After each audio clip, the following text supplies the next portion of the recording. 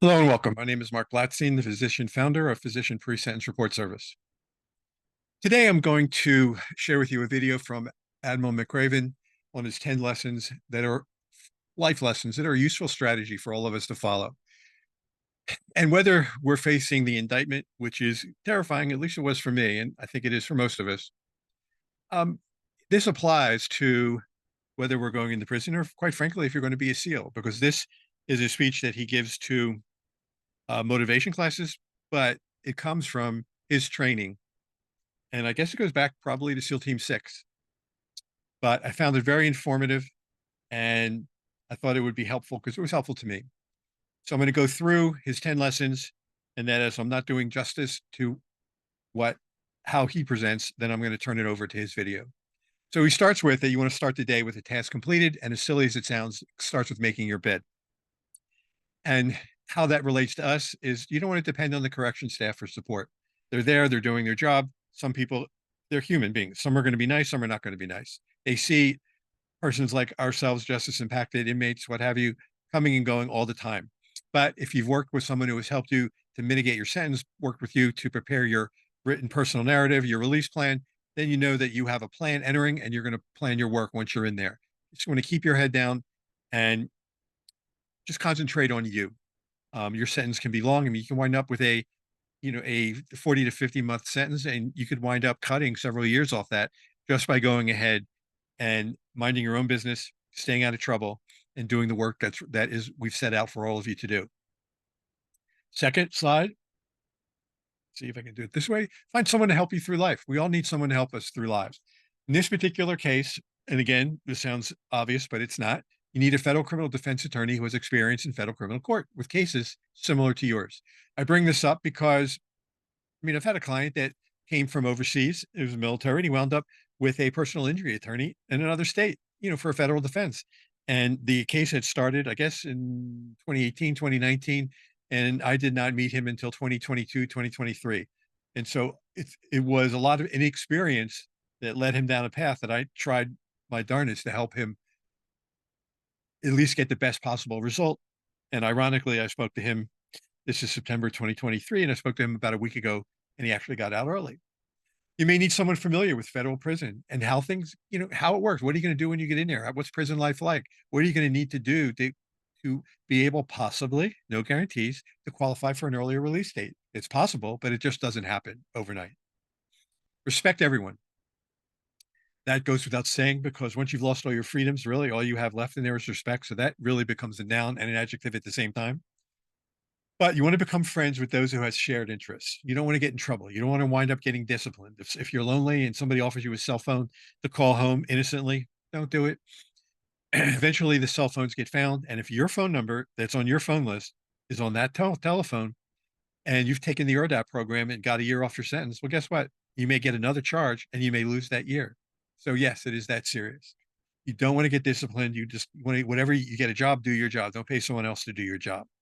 And to be doing something constructive every day. Yes, you're going to take the classes that you're offered first step back classes, but what are you going to do if you're taking the classes and 6 to 10 months later, the case manager who's responsible for you says, we see that you weren't in this class on this date. How are you going to prove them different? If you kept a running journal or logbook or something that where you noted day, date, time of who taught the class, what you learned, what it was about every day, and so it was in chronological order. You can show them, listen, I was there. And it's not like you wrote it in different, pen or pencil, or, you didn't ad lib. It was there. And you can show them that this is what you learned. This is what they talked about. I enjoyed the class. Life is not fair, for sure. We've wound up in this particular place as a justice impacted person. Disappointments in federal prison or any prison. This is just how they operate. They their goal is not to keep things on a regular routine, and so things will be disappointing to you if again is September 2023. I mean, the federal bureau of prison still doesn't have down pat how everyone is supposed to earn and then get their earned time credits through the first step back to get out early. It just is not, it's not happening the way it's supposed to or right according to policy. But it's not going to do you any good to go in and complain and fight with your case managers and unit team. It just is not. You can, because they can't change the numbers. You can speak with them, but by showing them that you're doing constructive things every day, you're not watching TV, you're doing your job, you're not getting in trouble, you're going to the classes. Maybe if you're smart, maybe you're taking notes on those classes in some sort of journal or logbook.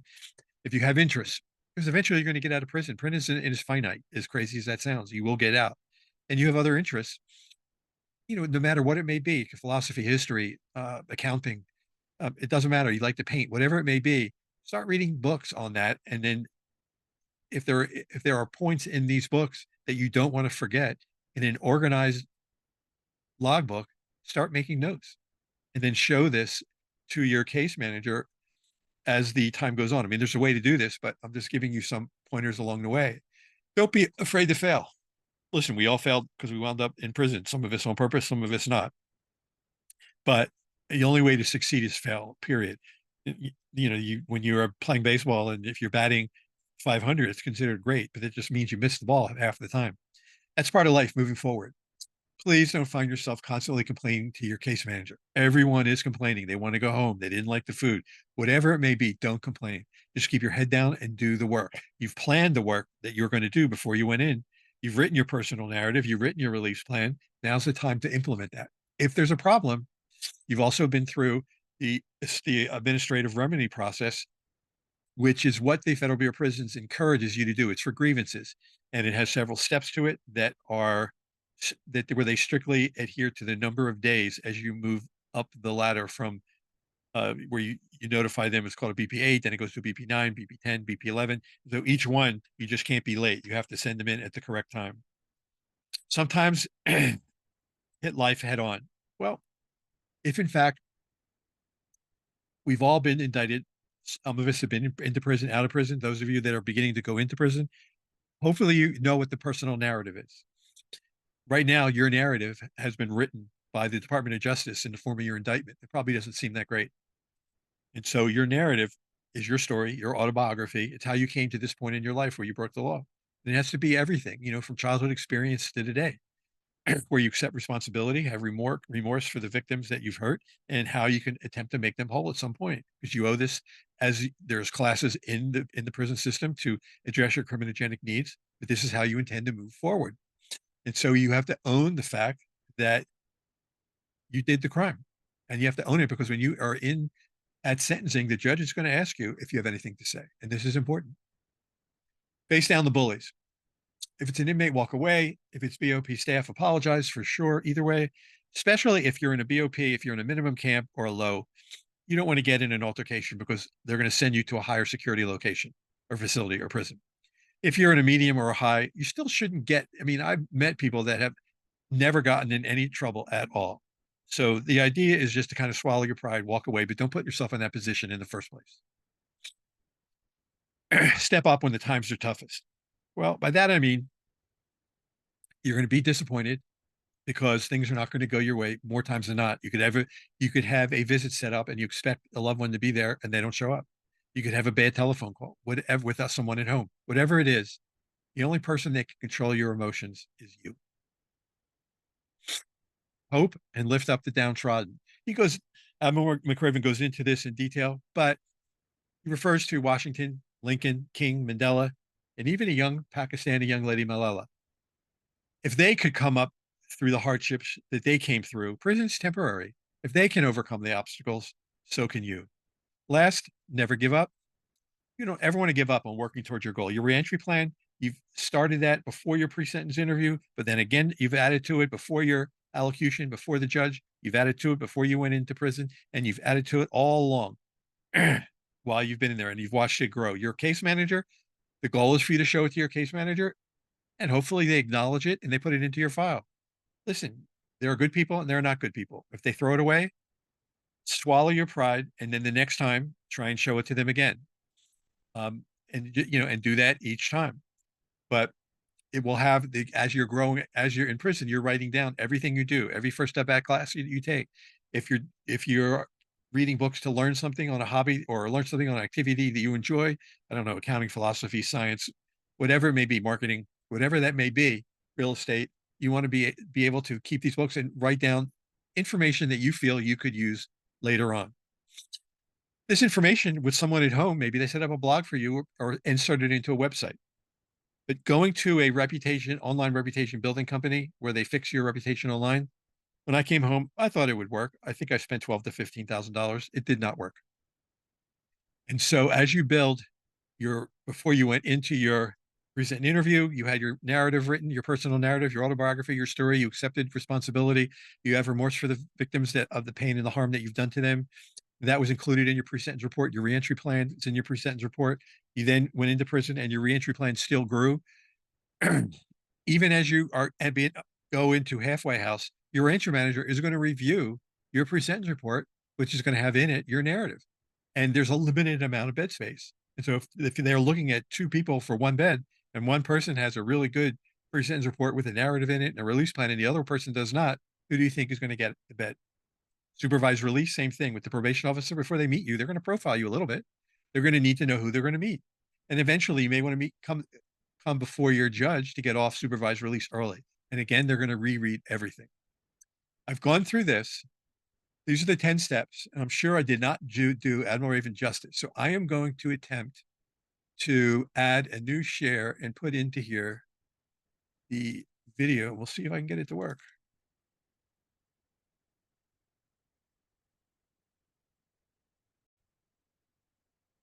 Changing ourselves and changing the world around us will apply equally to all. So here are the 10 lessons I learned from basic SEAL training that hopefully will be of value to you as you move forward in life. Every morning in SEAL training, my instructors, who at the time were all Vietnam veterans, would show up in my barracks room, and the first thing they do was inspect my bed. If you did it right, the corners would be square, the covers would be pulled tight, the pillow centered just under the headboard, and the extra blanket folded neatly at the foot of the rack. It was a simple task, mundane at best, but every morning we were required to make our bed to perfection. That seemed a little ridiculous at the time, particularly in light of the fact that we were aspiring to be real warriors, tough, battle-hardened SEALs. But the wisdom of this simple act has been proven to me many times over. If you make your bed every morning, you will have accomplished the first task of the day. It will give you a small sense of pride, and it will encourage you to do another task, and another, and another. And by the end of the day, that one task completed will have turned into many tasks completed. Making your bed will also reinforce the fact that the little things in life matter. If you can't do the little things right, you'll never be able to do the big things right. And if by chance you have a miserable day, you will come home to a bed that is made, that you made. And a made bed gives you encouragement that tomorrow will be better. So if you want to change the world, start off by making your bed.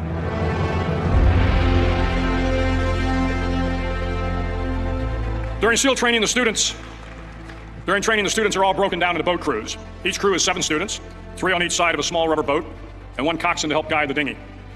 Every day your boat crew forms up on the beach and is instructed to get through the surf zone and paddle several miles down the coast.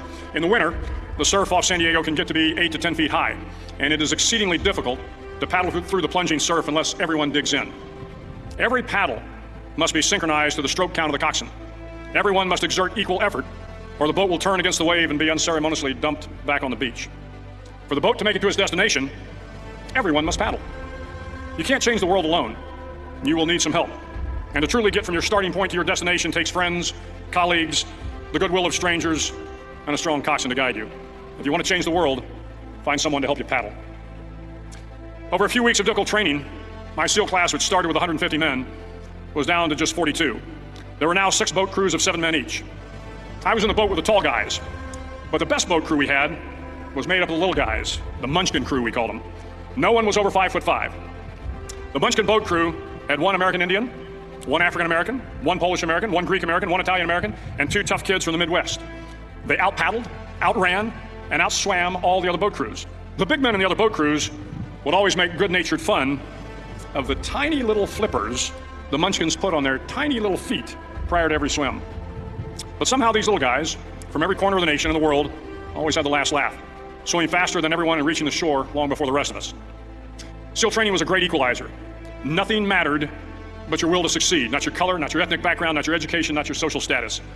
If you want to change the world, measure a person by the size of their heart, not by the size of their flippers. Several times a week, the instructors would line up the class and do a uniform inspection. It was exceptionally thorough. Your hat had to be perfectly starched, your uniform immaculately pressed, your belt buckle shiny and void of any smudges. But it seemed that no matter how much effort you put into starching your hat or pressing your uniform or polishing your belt buckle, it just wasn't good enough. The instructors would find something wrong. For failing the uniform inspection, the student had to run, fully clothed, into the surf zone, then wet from head to toe, roll around on the beach until every part of your body was covered with sand. The effect was known as sugar cookie. You stayed in the uniform the rest of the day, cold, wet, and sandy. There were many a student who just couldn't accept the fact that all their efforts were in vain, that no matter how hard they tried to get the uniform right, it went unappreciated.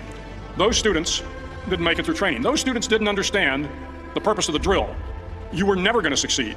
You were never going to have a perfect uniform. The instructors weren't going to allow it. Sometimes, no matter how well you prepare or how well you perform, you still end up as a sugar cookie. It's just the way life is sometimes. If you want to change the world, get over being a sugar cookie and keep moving forward. Every day during training, you were challenged with multiple physical events: long runs, long swims, obstacle courses, hours of calisthenics, something designed to test your mettle. Every event had standards, times you had to meet. If you failed to meet those times, those standards, your name was posted on a list, and at the end of the day, those on the list were invited to a circus. A circus was 2 hours of additional calisthenics, designed to wear you down, to break your spirit, to force you to quit. No one wanted a circus. A circus meant that for that day, you didn't measure up. A circus meant more fatigue, and more fatigue meant that the following day would be more difficult, and more circuses were likely. But at some time during SEAL training, everyone made the circus list. But an interesting thing happened to those who were constantly on the list. Over time, those students who did 2 hours of extra calisthenics got stronger and stronger. The pain of the circuses built inner strength and physical resiliency. Life is filled with circuses. You will fail. You will likely fail often. It will be painful. It will be discouraging. At times, it will test you to your very core. But if you want to change the world, don't be afraid of the circuses. At least twice a week, the trainees were required to run the obstacle course. The obstacle course contained 25 obstacles, including a 10-foot wall, a 30-foot cargo net, a barbed wire crawl, to name a few. But the most challenging obstacle was the slide for life. It had a 3-level, 30-foot tower at one end and a 1-level tower at the other. In between was a 200-foot long rope. You had to climb the 3-tiered tower, and once at the top, you grabbed the rope, swung underneath the rope, and pulled yourself hand over hand until you got to the other end. The record for the obstacle course had stood for years when my class began in 1977. The record seemed unbeatable, until one day a student decided to go down the slide for life head first.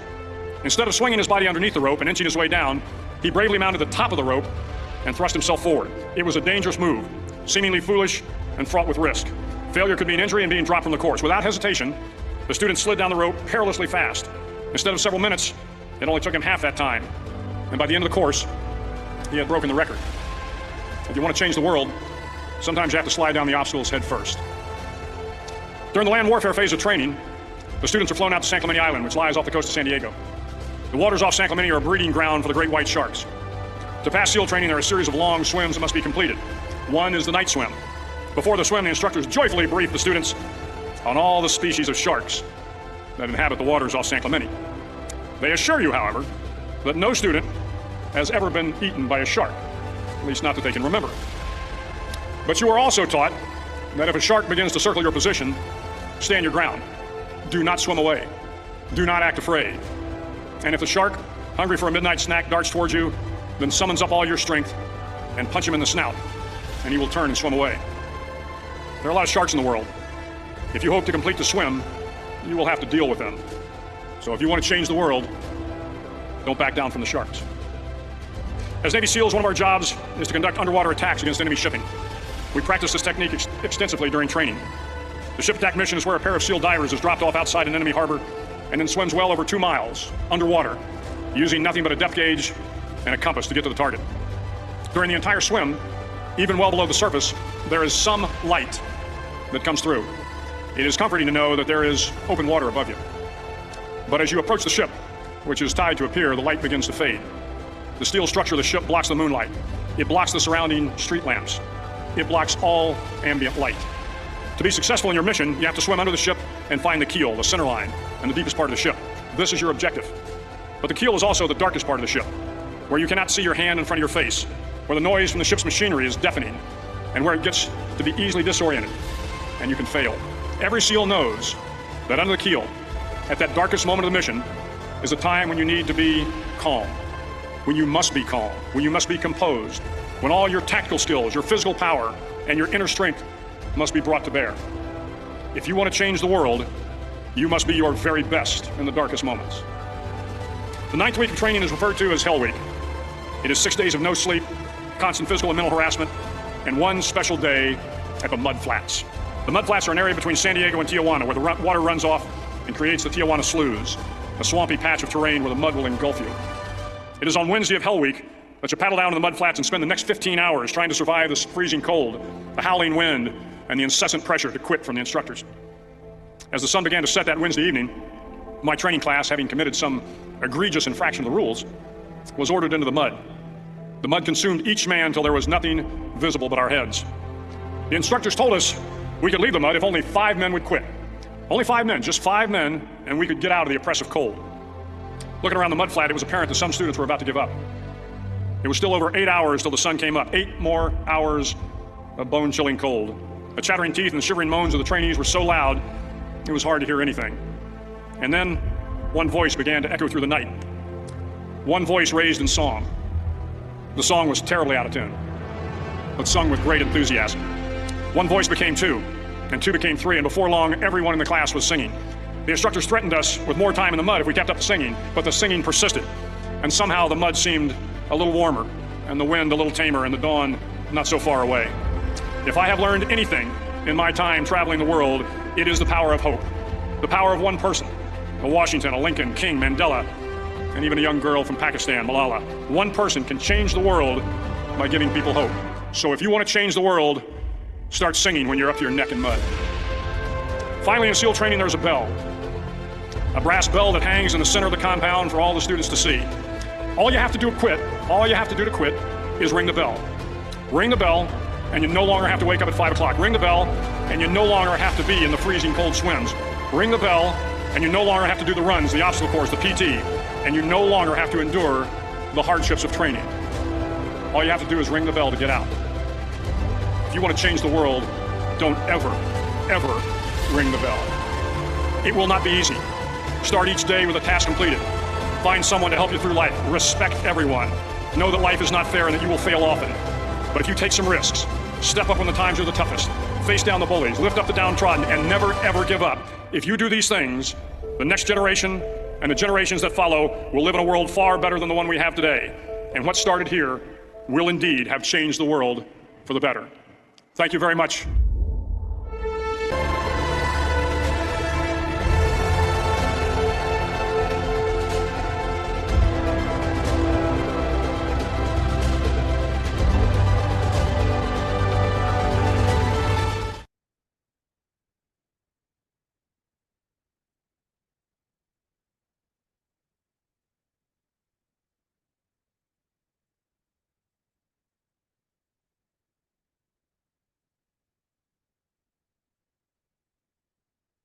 I'd like to thank you very much for taking the time to watch this video with me, and I hope that you found this all helpful.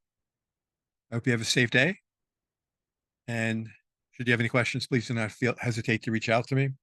Again, have a safe day and best wishes.